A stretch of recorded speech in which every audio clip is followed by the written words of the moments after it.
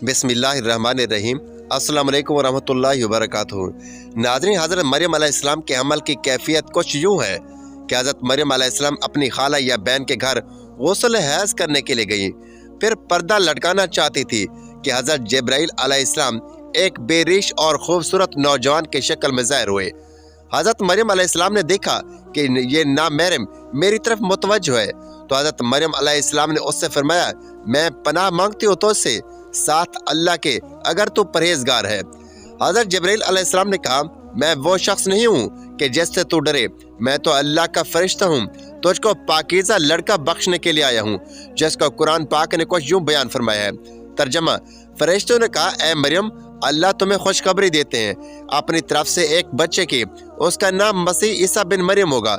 वह दुनिया और आखिरत में मर्तबे वाला होगा और अल्लाह के करीबी बंदू में से होगा। लोगों से बातें करेगा जब झूले में होगा और जब पूरी उम्र का होगा, और वो नेक बंदू में से होगा।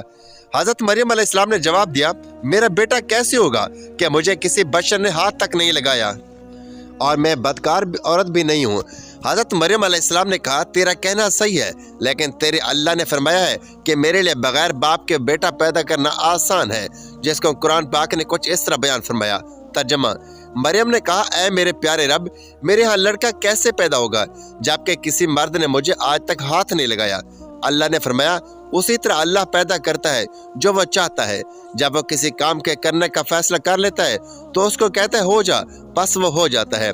बीबी मरियम अलैहिस्सलाम को उसी वक्त इतनी बड़ी बशारत दी गई कि वो नबी होगा, बनी इसराइल पर और आलम होगा तौरात और इंजील का, और वह बड़े मौजू वाला होगा, जिसको कुरान ने कुछ यूँ बयान फरमाया है।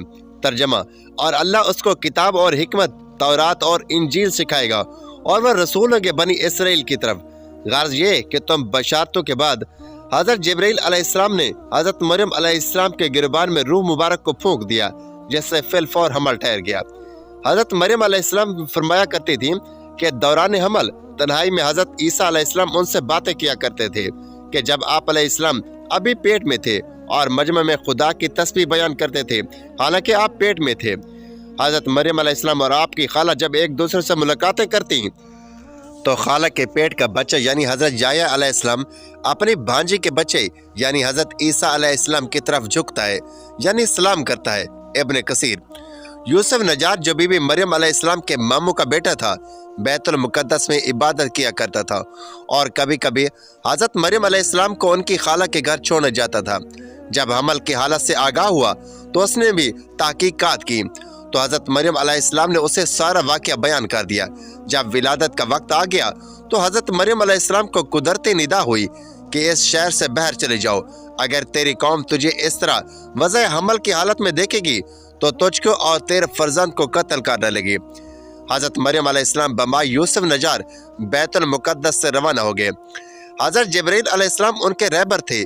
जब बैतुल मुक़द्दस से कुछ फासले पर पहुंचे तो बाशिद्दत दर्द ज़ा सवारी से उतरी और पुश्त मुबारक एक खुश खुरमे से लगा कर बैठ गई। तफसीर हकानी में है कि एक पुराना मकान था जिसमें खुश्क खजूर का एक दरख्त था, जिससे टेक लगाया, फिर बगैर तकलीफ के हज़रत ईसा अलैहिस्सलाम पैदा हुए। उस वक्त हज़रत मरियम अलैहिस्सलाम ने अर्ज़ किया कि ऐ काश मैं इस हाल से पहले ही मर जाती या भोली बसरी हो जाती। हज़रत मरियम अलैहिस्सलाम ने प्यास महसूस की तो हक ताला उन्हें मलाइका को भेजा और अपने फजल करम से वहीं उनके पाँव के नीचे से पानी का चश्मा ज़ाहिर कर दिया। मलाइका ने हज़रत ईसा अलैहिस्सलाम को गुस्ल दिया और हज़रत जिब्रील अलैहिस्सलाम ने बौक में रब खलील निदा दी कि ऐ मरियम, गमगीन मत हो, अल्लाह ताला ने तेरे लिए नहर जारी की है और खुश्क दरख्त को सरसब्ज किया है। अब तो खुरमे की शाख को हिला, वो तुझ पर ताज़ा खुरम गिराएगा, तो तुम ताज़ा खुरम खाओ और पानी पियो और बेटे के दीदार से अपनी आंखें ठंडी करो। हज़रत मरियम अलैहिस्सलाम ने कहा, अगर लोग मुझसे पूछें कि ये बच्चा कहाँ से लाई है तो मैं क्या जवाब दूंगी। हज़रत जिब्रील अलैहिस्सलाम ने कहा, अगर तू किसी को देखे तो इशारे से कह देना कि मैंने खुदा के लिए रोज़ा नज़र किया है कि किसी बनी आदम से बात ना करूंगी।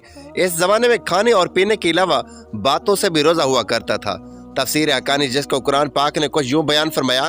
तर्जमा, बस मरियम अलैहिस्सलाम ने उसका वज़ह हमल उठा लिया और वो उसको लेकर एक दूर की जगह चली गई। फिर दूर दर्द ज़ा اس کو کھجور کے درخت کی طرف لے گیا۔ اس نے کہا کاش میں اس سے پہلے مر جاتی اور بھولی بصری چیز ہو جاتی۔ حضرت جبریل علیہ السلام کو اس نے نیچے سے آواز دی کہ غمگین نہ ہو، آپ کے رب نے آپ کے نیچے ایک چشمہ جاری کر دیا ہے اور آپ کھجور کے تنے کو اپنی طرف ہلائیے، اس سے آپ کے اوپر پکی ہوئی کھجوریں گریں گی، بس کھاؤ اور پیو اور آنکھیں ٹھنڈی کرو۔ پھر اگر تم کوئی آدمی دیکھو تو اس سے کہہ دو کہ میں نے رحمان کا روزہ مان رکھا ہے، تو آج میں کسی انسان سے نہیں بولوں گی۔ حضرت ابن عباس رضی اللہ تعالیٰ عنہ فرماتے ہیں کہ حضرت مریم علیہ السلام فرشتے کی بشارت سے بے غم ہو گئی اور نفاس کی مدت ختم ہونے تک 40 روز وہیں رہی، پھر اپنے گھر واپس آئی۔ ہر طرح کی بشارتیں بی بی مریم علیہ السلام کو فرشتے نے بتا دی تھی اور سوال کا جواب بھی بتا دیا تھا کہ بچے کی طرف اشارہ کر کے کہہ دینا کہ اس بچے سے پوچھ لو۔ جب حضرت مریم علیہ السلام اپنے بچے کو لے کر اپنے قبیلے کے لوگوں میں پہنچی تو بنی اسرائیل کے لوگوں نے یہ صورتحال دیکھ کر بڑے غصے سے کہا کہ مریم یہ کیا برا کام تو نے کیا ہے؟ اے ہارون کی بہن، یعنی تو حضرت ہارون علیہ السلام کی طرح عبادت کیا کرتی تھی اور تیری ماں بھی بدکار نہیں تھی۔ حضرت مریم علیہ السلام نے حضرت عیسیٰ علیہ السلام کی طرف اشارہ کیا کہ اس سے پوچھ لو۔ پھر سب غصے ہو کر بولے کہ تو ہم سے مذاق کرتی ہے کہ ہم اس چھوٹے سے معصوم بچے سے باتیں کریں۔ اتنے میں حضرت عیسیٰ علیہ السلام بول پڑے کہ میں بندہ خدا ہوں اور خدا نے مجھے کتاب دی ہے اور مجھے نبی بنایا ہے۔ جب یہود نے یہ معجزہ دیکھا تو ان کی زبان بند ہو گئی، چنانچہ ارشاد ہوا جس کا ترجمہ ہے پھر اس کو گود میں لیے ہوئے اپنے لوگوں کے پاس آئی۔ لوگوں نے کہا اے مریم تو نے تو بڑا طوفان کاٹ ڈالا، اے ہارون کی بہن نہ تو تمہارا باپ کوئی برا آدمی تھا اور نہ تمہاری ماں بدکار تھی۔ پھر مریم علیہ السلام نے اس بچے کی طرف اشارہ کیا۔